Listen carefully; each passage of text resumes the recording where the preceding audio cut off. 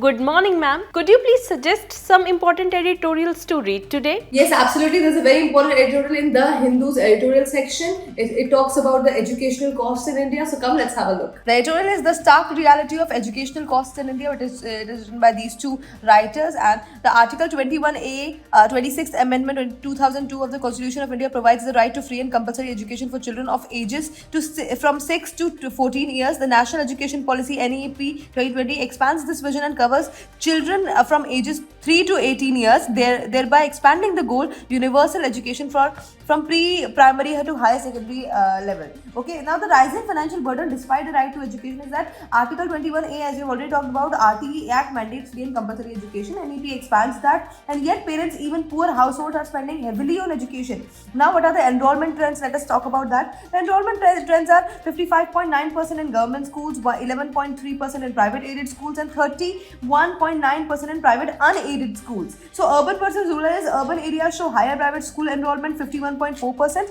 and versus rural is 24.3%. And the gender, more boys in private schools, girls still lag. Private schools enrollment is rising due to perceived better quality and aspirations of upward mobility.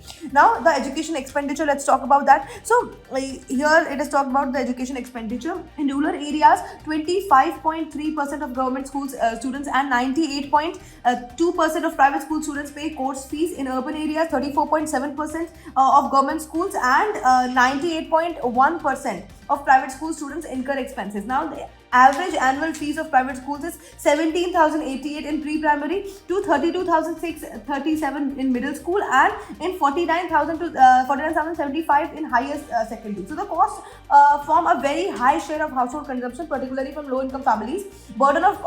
And then there is burden of private tuition as well. So private tuition is now a major component of total education expenditure. The share of students taking tuition in rural areas is 55.2% and in urban areas is 67.8%. Average tuition expenditure in rural areas is 1107 in primary, 309.45 in higher secondary, and in urban it is 2178 in primary and 10,765 in higher secondary. Private tuition has become a symbol of competition, pushing parents into deeper financial stress. Now let us talk about the UPSC relevance of this topic, why it is relevant for UPSC examination. It is highly relevant for GS paper 2, which is education governance welfare schemes. There are multiple things that fall under it: RTE Act 2009, Article 21A, NEP 2020. So you can have a look at that. And then GS paper 3 also for inequality, consumption patterns, social justice, it becomes highly important.